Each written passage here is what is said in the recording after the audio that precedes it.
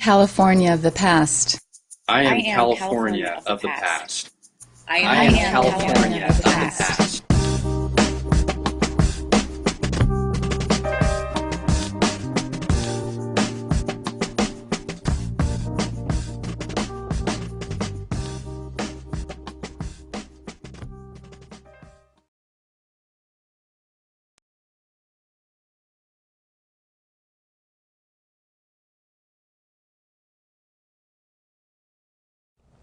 My name's Sunny Cosce, and I'm going to tell the story of how my family came to be in this country. My grandfather, João Silveira Aguiar, was born April 2nd, 1902, on the island of Faial in the Azores Islands off the coast of Portugal. He had several brothers and sisters. In fact, he had so many brothers and sisters that he was raised by his aunt, who had no children of her own. They were very poor. He didn't have his own pair of shoes until he was 11 years old. He would tell stories about getting an orange or a hard-boiled egg for his birthday and having to go and hide from the other children so he could eat it. And I remember one story that he told where they didn't always have enough food because they didn't always have enough money. And so his aunt had taken him down to the beach and they were digging up crabs on the beach. And she decided she was going to try and eat one raw. And she held it up to her face and it grabbed onto her nose and would not let go. And she ran up and down the beach screaming for him to pull the crab off of her face.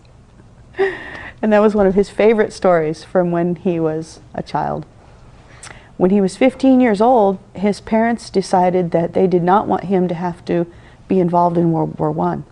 So they put him on a ship for the United States. His older brother was already here in Taunton, Massachusetts, working on a dairy farm.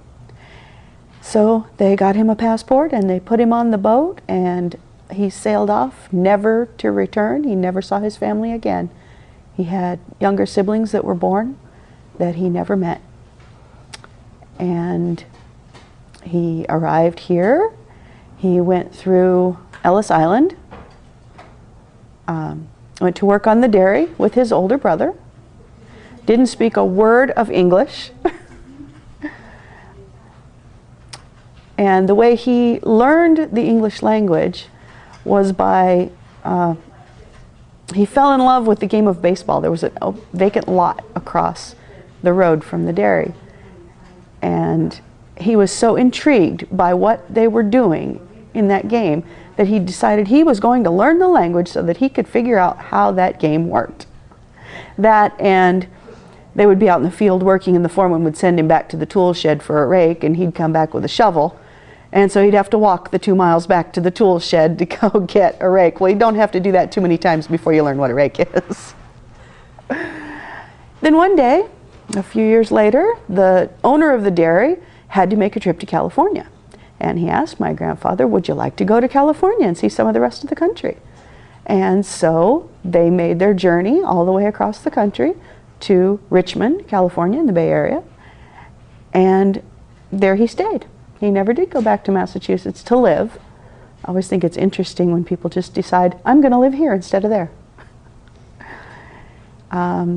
He met my grandmother, who was living on a duck farm, and they were married in January of 1930.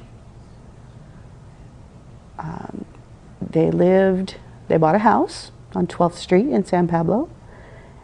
17 years later, they finally had their first child. My grandma says it took them 17 years to learn how to do it right. Which was, of course, my dad. And that was the only child that they had. And he was just the light of their life. He grew up when he was, let's see, I guess when he was 18, I was born. He married Melita Strawn, my mother, and I was their only child. I was born in February of '66. I grew up in the Bay Area, and then when I was 16, we moved to this area. And then when I was 34, I had my first child, only child. And that's the story of how we came to be here.